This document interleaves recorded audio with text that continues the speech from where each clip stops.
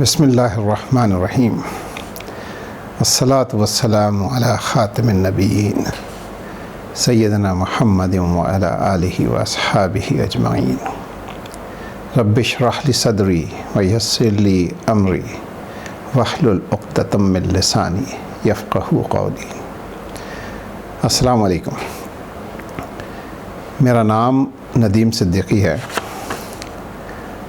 اور میں ایک عام آدمی ہوں جسے عام طور پہ عام لوگ نہیں جانتے۔ البتہ اللہ رب العزت نے پڑھنے لکھنے کی توفیق دی تو پڑھ لکھ گیا، سوچ و بچار کرنے کی توفیق دی تو سوچ و بچار بھی کرنی شروع کر دی۔ تو اس لحاظ سے آپ کہہ سکتے ہیں کہ ہاں کسی حد تک پڑھا لکھا ایک عام سا انسان ہوں میں۔ دیکھا جائے تو یہ سوچ و بچار کی توفیق جو ہے تو یہ تو بنیادی طور پہ ہر شخص میں ہی ہوتی ہے، جو اللہ نے فطرت میں دے دی ہے۔ تبھی تو کہا جاتا ہے کہ اگر دعوت نہ بھی پہنچی ہو تو آپ اپنے ارد گرد کے مشاہدے اور تجزیے کے بعد اس نتیجے پہ پہنچ جاتے ہیں کہ ان سب چیزوں کے پیچھے کوئی تو کار فرما ہے، اور وہ جو بھی کار فرما ہے وہی اللہ ہے۔ تو یہ آپ کو سوچ و بچار ہے جو اللہ رب العزت کی ذات کی طرف پہنچا دیتی ہے، ایون اگر آپ کے پاس دعوت نہ پہنچی ہو تو۔ وہ جو روحوں نے عہد و پیما کیے تھے نا پیدائش سے پہلے، تو وہ کہیں نہ کہیں تو فطرت کے اندر موجود ہیں نا، تو اندر کی فطرت ہی اللہ کو پہچاننے کا باعث بن جاتی ہے۔ دعوت اگر پہنچ جائے تو ظاہر ہے پھر یہ عمل جو ہے یہ تھوڑا سا تیز ہو جاتا ہے، ورنہ فطرتاً انسان اللہ کی ذات تک پہنچ جاتا ہے۔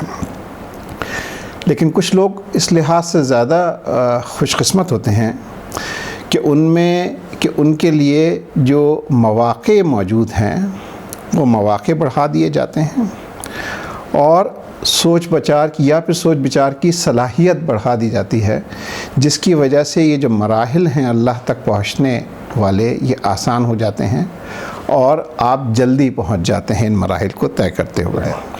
ایک ملٹری ورلڈ میں ایک ٹرم یوز ہوتی ہے، یہ ٹرم یوز ہوتی ہے فورس ملٹی پلائر کی۔ فورس ملٹی پلائر آپ اس طریقے سے سمجھ لیں کہ آپ کے پاس جو صلاحیت ہے، ہر صلاحیت کا ایک اثر ہوتا ہے، ایک ایفیکٹ ہوتا ہے، ٹھیک ہے۔ اگر کچھ چیزیں ایسی ہوتی ہیں جو موجود صلاحیت کو تو نہیں بڑھاتی لیکن اس کے ایفیکٹ کو بڑھا دیتی ہیں، ان چیزوں کو آپ کہتے ہیں کہ جی فورس ملٹی پلائر۔ فار ایگزامپل آپ کے پاس ایک جہاز ہے، فائٹر جہاز ہے فار ایگزامپل، اس کی ایک رینج ہے، ایک خاص رینج تک جا سکتا ہے، ایک خاص قسم کے ویپن کیری کر سکتا ہے، اس کی ایک صلاحیت ہے، ٹھیک ہے، ایک خاص وقت تک وہ فلائی کر سکتا ہے، اس کی ایک خاص صلاحیت ہے۔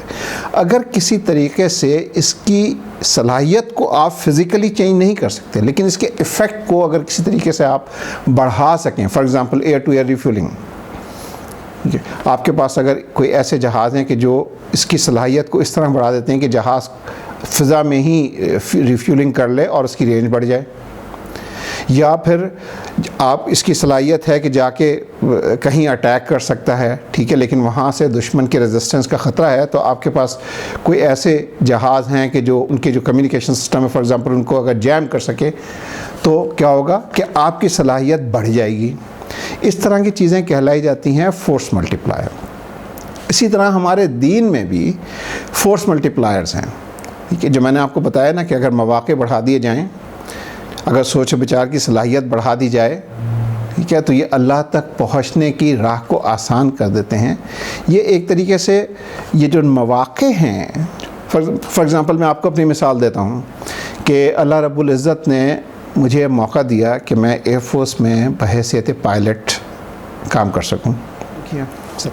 اب یہ جو موقع ہے، یہ جو موقع ملا پائلٹ بننے کا اور فلائنگ کرنے کا، اس کو میں دیکھتا ہوں اس نظریے سے کہ اس نے میری اس صلاحیت کے اندر اضافہ کر دیا کہ میں اس دنیا کو اس کے کا جو مشاہدہ کر رہا تھا، اس مشاہدے کو اور اگر تجزیہ کرنے کے لیے بیٹھ جاؤں تو میرے لیے آسانی پیدا ہو گئی اللہ کو پہچاننے میں، کیونکہ اب ایک تھرڈ ڈائمنشن ہے جو عام لوگوں کے پاس نہیں ہے. جو موقع میرے پاس موقع اللہ رب العزت نے دیا کہ ایک تھرڈ ڈائمنشن میرے سامنے آ گئی، کھل گئی، کہ میں ایک تھرڈ ڈائمنشن سے اس دنیا کو اور اس کی چیزوں کو دیکھ سکوں. اور پھر جب اس سے میری اس صلاحیت میں اضافہ ہو گیا کہ میرے سامنے زیادہ چیزیں آ گئیں، ٹھیک ہے، کہ یہ سب کچھ جو بنا ہے، جو پورا سسٹم چل رہا ہے. فار ایگزامپل مثال دوں آپ کو کہ جب فلائنگ کر رہے ہوتے ہیں تو آپ تو عام لوگ تو موسم کے حالات، بادلوں کو نیچے سے دیکھ رہے ہوتے ہیں، ٹھیک ہے. جب آپ اوپر سے دیکھ رہے ہوتے ہیں بادلوں کو، بادلوں کے درمیان میں فلائی کر رہے ہوتے ہیں، بادلوں کے اوپر فلائی کر رہے ہوتے ہیں، اس کے اندر کیا کچھ ہو رہا ہے، جب آپ اس کو اتنے قریب سے دیکھتے ہیں تو یہ ایک طریقے سے آپ کی سوچ بچار کے پروسیس کو بڑھا دیتی ہے، آپ کی ایمانی قوت کو بڑھا دیتی ہے کہ یہ سب کچھ خود بخود نہیں ہو رہا، اس کے پیچھے کوئی تو کار فرما ہے نا. اس طرح آپ کی یہ صلاحیت ایک لحاظ سے بڑھ جاتی ہے اللہ کو پہچاننے کی. تو اس کو میں کہتا تھا کہ یہ ایک طرح سے ایک فورس ملٹی پلائر ہے جس کی اللہ تعالیٰ نے مجھے موقع دیا اور توفیق دی. اور بھی ہیں بہت ساری چیزیں فورس ملٹی پلائر دین میں بھی. دین میں کیا اور فورس ملٹی پلائر ہے کہ جب ہم فار ایگزامپل اللہ تعالیٰ سے کسی چیز کی گزارش کرتے ہیں، دعا مانگتے ہیں، ٹھیک ہے، تو اس دعا کا ایک اثر ہے دعا مانگنے کا. لیکن اگر اس دعا سے پہلے 2 رکعت نماز نفل پڑھ لیں، جس طرح نبی پاک صلی اللہ علیہ وسلم کیا کرتے تھے کہ دعائے حاجات سے پہلے 2 رکعت نفل پڑھ لیتے تھے اور اس کے بعد، تو یہ 2 رکعت نماز نفل جو ہے یہ کیا ہے؟ یہ فورس ملٹی پلائر ہے نا، کہ آپ کے دعا کے ایفیکٹ کو ان 2 رکعت نماز نوافل نے بڑھا دیا. یا کہا گیا ہے کہ جی جب آپ دعا کریں تو اول آخر درود شریف پڑھ لیا کریں. یا اول آخر درود شریف کیا چیز ہے؟ یہ فورس ملٹی پلائر ہے نا، کہ آپ کی دعا کے اثر کو بڑھا دیا اس درود شریف نے جو آپ نے اول اور آخر پڑھا. تو فورس ملٹی پلائر اس طرح کی چیزیں ہیں جس کو جو ہے نا، اب دیکھیں تو یہ دنیاوی کانسیپٹ بھی ہے اور دین میں بھی ہے. فورس ملٹی پلائر دنیا میں بھی ہے اور دین میں بھی ہے، اس لیے کہ دین اور دنیا جو ہے ان کے کانسیپچولی اگر دیکھا جائے تو یہ ایک دوسرے سے الگ نہیں ہیں، یہ ایک ہی ہیں. میں کوئی عالم دین نہیں ہوں، نہ میں کوئی فقیہ ہوں. اسی لیے جب میں نے یہ سوچا کہ کوئی ایسا ایک ذریعہ ہو جس کو استعمال کرتے ہوئے میں لوگوں سے بات چیت کر سکوں، اپنی سوچ دوسروں تک پہنچا سکوں، تو بیسک مقصد کیا تھا؟ بیسک مقصد یہی تھا کہ آسان طریقے سے لوگوں کو کہ اس کے سامنے کچھ باتیں رکھی جا سکیں. ہم علماء کو سنتے ہیں، ہم سب کو سنتے ہیں، بڑے محترم اور اصل دین وہی ہے جو ہمیں بتاتے ہیں. لیکن علماء جو ہیں ان کا ایک لیول ہے، ٹھیک ہے نا، وہ ہمیں دینی فقہی مسائل چیزیں جو ہے نا بتاتے ہیں پیور دین کے پوائنٹ آف ویو سے، ٹھیک ہے. ایک عام آدمی کا ایک لیول ہے. یہ جو بیچ میں جو گیپ ہے نا، اس گیپ کی بات کم لوگ کرتے ہیں، ٹھیک ہے. یہ گیپ کیسے فل کیا جائے، ٹھیک ہے.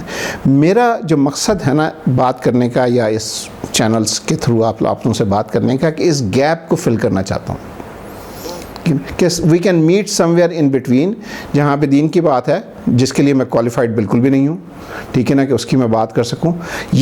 نیچے سے اوپر کی جہاں بات ہے کہ میں ایک بہت کمتر لیول کے اوپر ہوں، ایک عام آدمی جس طرح میں نے کہا، ہاں میں اپنی سوچ کے حساب سے چیزیں کہہ سکتا ہوں، ٹھیک ہے، کہ بتا سکتا ہوں تاکہ ایک آسانی سے بات جو ہے وہ سمجھ میں آ.